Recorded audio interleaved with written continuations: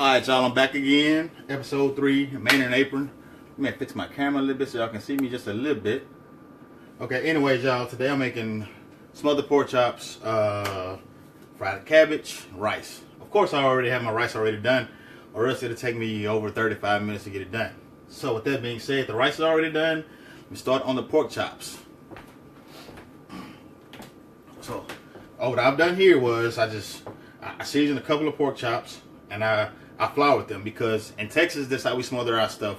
We don't do it how we do it in South Louisiana, to where it's smothered in a pan and put a lid on it. So I got one pork chop already done here. I throw it in the grease. While it is cooking, let's go ahead on and get the cabbage about ready. So what I've done here was I pre-cooked some bacon already. As you can tell, I got about 6 pieces of bacon, and I cut them up into segments, into let's say quarter segments. And what I'm gonna do there is it's gonna flavor the cabbage to taste so good. And also, I got a head of cabbage and I cut it up into segments, and I hulled out the inside of it, because the inside is the part that I don't eat. So let's get that started.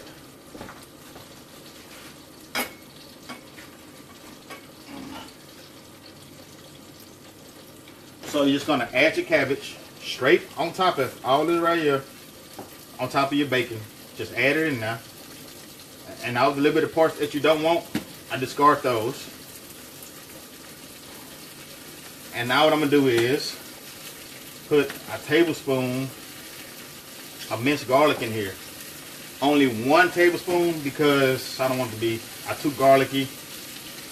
And sometimes when you put a whole lot of garlic in something, it ruins the flavor of it. So,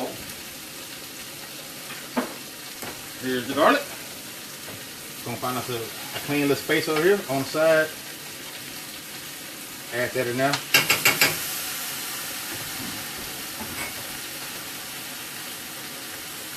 So now what we're gonna do is, it's something like a stir fry, but not quite stir fry-ish. It's just a southern way of cooking your cabbage without all the water. And which I hate all the water in it, because it takes away from the flavor of your cabbage. So we're going to work that in there like so. Get it good. Get it in there real good. And of course, I can't have that here all night. So what I'm going to do is get my gravy going for my smothered pork chops. So we're going to put this in here and get this going. As it's cooking, now will be the ideal time to add any vegetables that you want to add into your cabbage. I don't like to do that all the time in the beginning. Sometimes I like to wait until the end of it and put them in there. So now I'm going to add my season blend.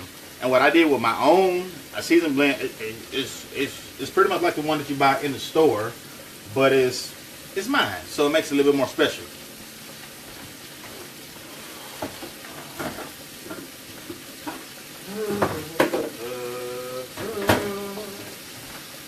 Put some of this in there. Well, actually, a whole lot of it in there. And what I do in my season blend is, when everything is in season, I go ahead on and cut it up and put it in my freezer outside. That way all year long I have fresh vegetables, and that'll save you from having to go to the store and buy more and more and more. Add you a little bit more in there and put that off to the side and keep cooking. And while this is cooking, have a look in there on your pork chop. It's about done. So let's flip that on over.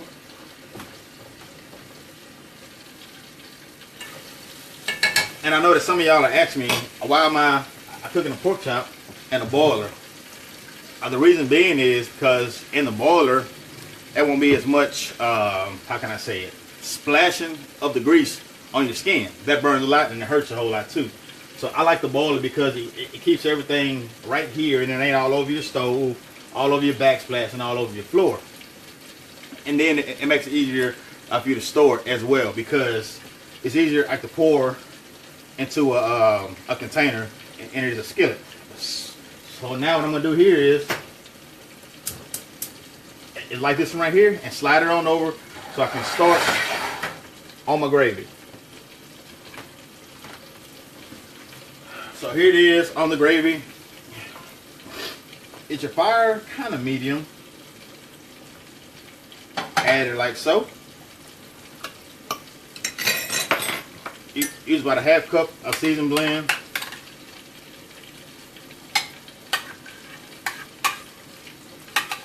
Excuse me, a quarter of a cup of seasoned blend. I didn't thaw out enough, but that's all right though. A tablespoon of your minced garlic.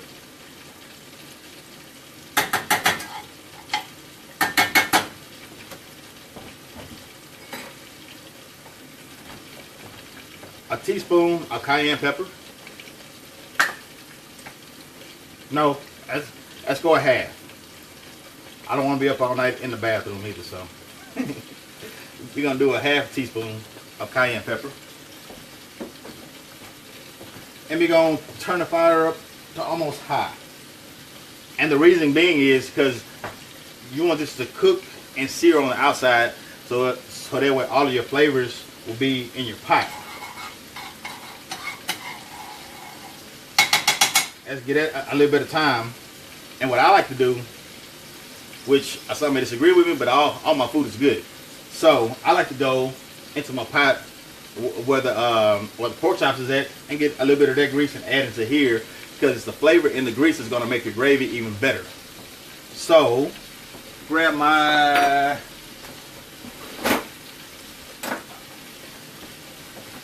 tablespoon.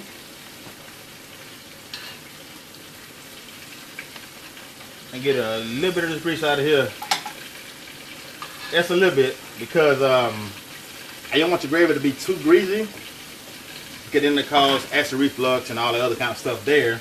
And while I'm at it, let me stir my fried cabbage again. And it's almost about done, y'all. I wish y'all could smell this right here. It smells real good.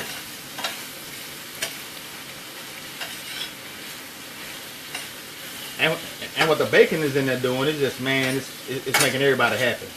Somebody real happy. Especially if it hit the bottom of your tongue. That makes it even more better to you. So I got all this right here going, and I know that some of you are like, well, man, how do you do all that? Well, after years and years and years of cooking, I know how to multitask in terms of the stove. It takes a little time, but you can get it. Have a look at my pork chop while this is cooking.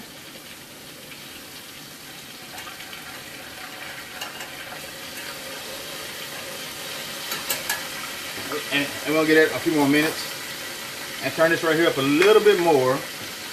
Get it to cooking, because I don't want y'all to be on here all night. I wait on my food to get done. And like I said, I pre-cooked my rice already, because everybody knows the rice takes at least 30 to 35 minutes just to cook the rice. So keep this going.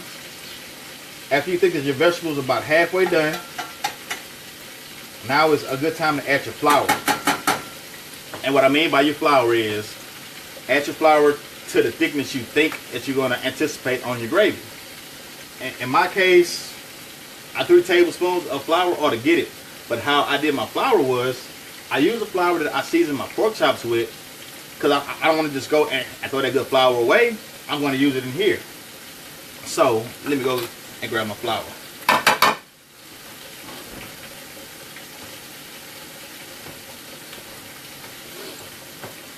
Here's my flour. As you can see, I don't throw away nothing. I use everything. It's the packaging at the pork chops I came in. I just rinsed it out. I put the flour in it. That way I'm not dirtying up all of my dishes. Switch spoons. Stir your fried cabbage, because that's one thing that you don't want to burn is your cabbage. My God, it smells good. And we're going to give it about another 10 minutes on that. pork chops is about done too. So let me do away with this.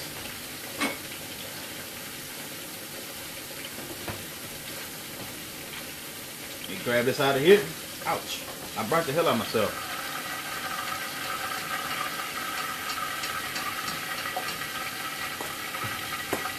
As your pork chops is about 80% done, I go ahead I take it out the flour. This is how it'll look on the inside of it. It's edible, but it ain't to my liking. So what I'm gonna do now is I get a napkin on it and get some of the grease off of it.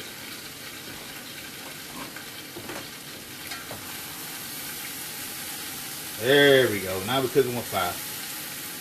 Now, as my seasoning blend is almost about done, add you some onions, some sliced up onion.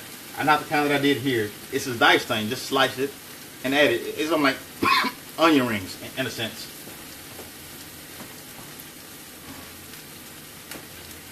See? There go your onion. Put them on in now. And we're gonna need some more of this grease too. Excuse me.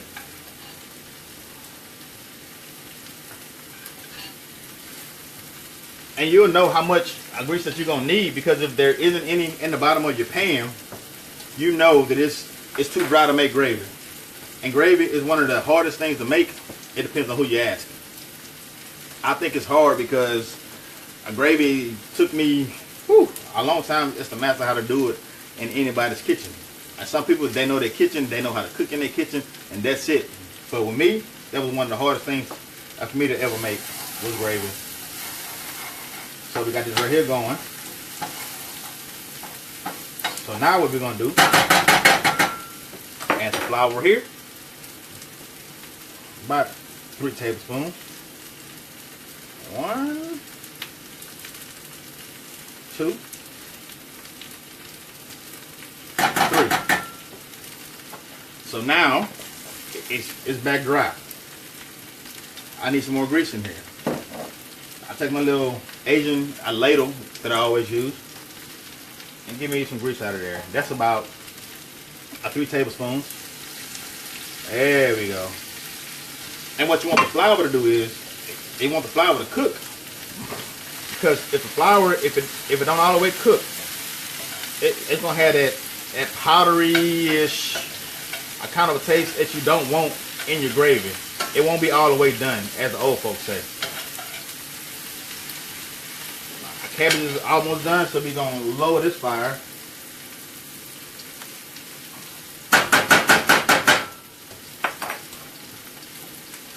And mix this in really good.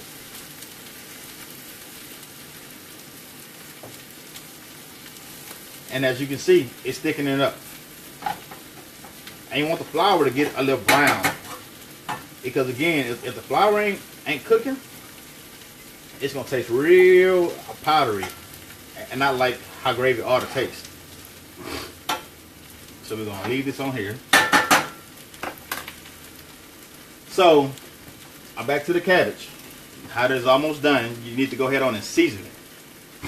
And what I mean by season it, those of you who use the Tony Satchers, add you a little bit of that. If you want to use salt or pepper, you add you a little bit of that.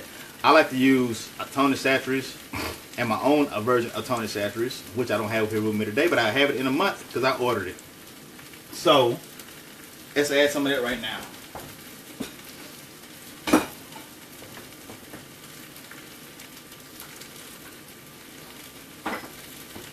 Lord, it's hot in here. Sprinkle you about a tablespoon of Tony's. And you're going to stir that in now.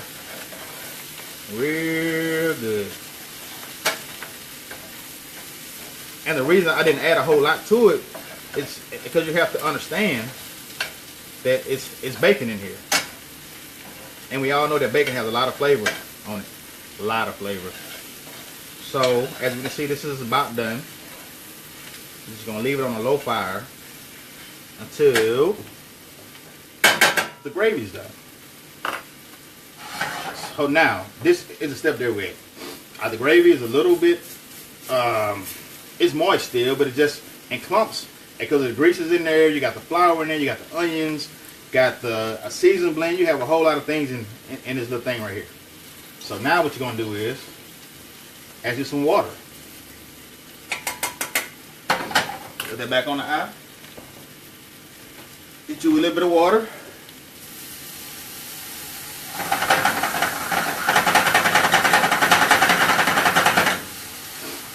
And see, instantly, it thickened up for you. Oh yeah, and it's real dark. And the darker that you want your gravy to be, that's going to depend on how long that you cook your flour.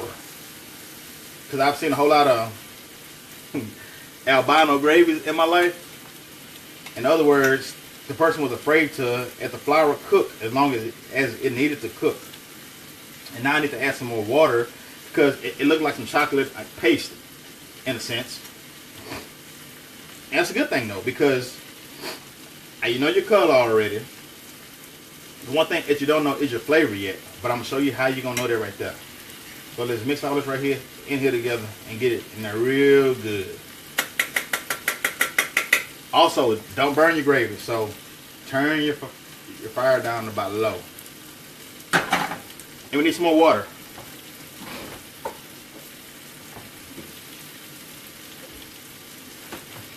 Put a little bit more water in there.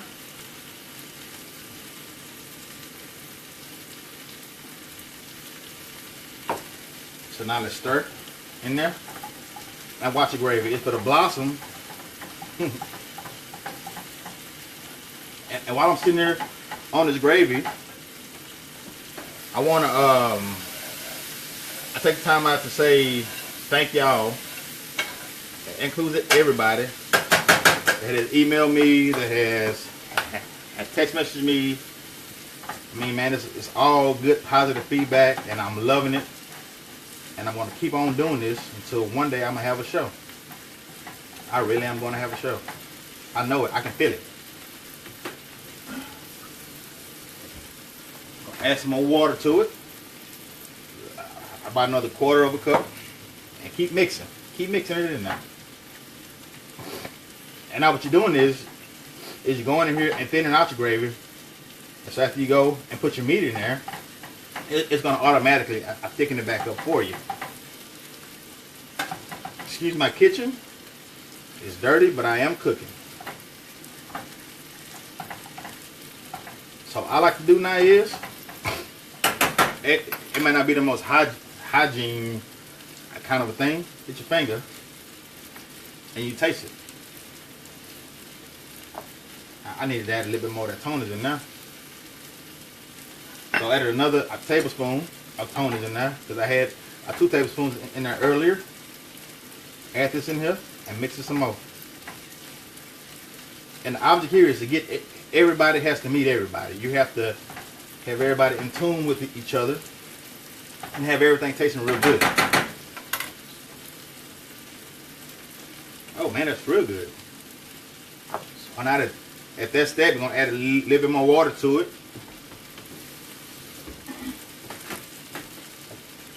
There we go. And like I said, y'all, this is the hardest thing to make. If it's ever too thick, add water to it. If it's ever too thin, add flour to it. But also, you have to I remember, the more stuff you add, the most seasoning that you have to add to it, because the stuff that you add to it has no seasoning in it at all. So mix and mix and mix and mix and mix. Oh yeah, that's done. Put this over here. Voila. Back to the gravy. Just mix it up some more. So now that you have it about where you want it to be at, which is good and thick, you're going to add some pork chops to it. And like I said earlier, I cooked one earlier and I cooked one for you guys. So get your pork chops like so and put them down in there. That's one. Some onion on top of that old thing. Uh-oh. I lost a kid there, but that's alright. You can get your other one and throw it down in there too. So now what we want to do is, I cover up your pork chops with the gravy.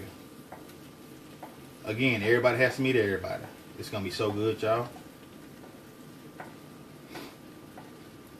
So, there we go. We're gonna get this and flip them on over too, so we know everybody is in there real good. And while it's on simmer, let me go ahead on and dress this plate up so I can show y'all the end result. What did I do with it? La, da, da, da, da.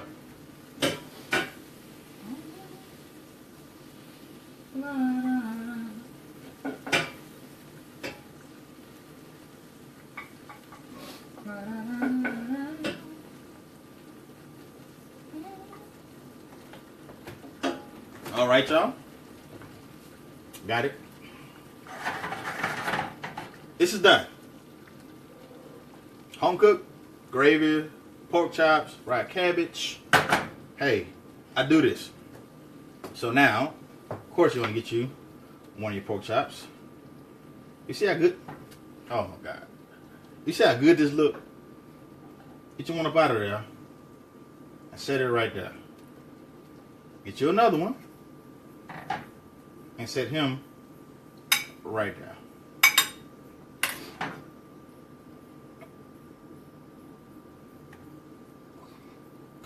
Come on, baby. Shake back now. Folks, there you have it. Smothered pork chops, rice, fried cabbage. A plate's a little dirty, but I'm gonna clean it up for y'all. There you go. There you go. There you go. It's better than stuff that you eat at the restaurants. It might be slightly better than your grandmother's too, just slightly. But anyways, though, thank y'all. Also, get some sponsorship. I'm gonna move to an industrial kitchen with my sponsors. Again, I'm coming out with my own seasonings, seasoned blend, everything. Y'all, it's really taking off, and I want to thank y'all for that. Thank y'all. I love y'all. God bless y'all.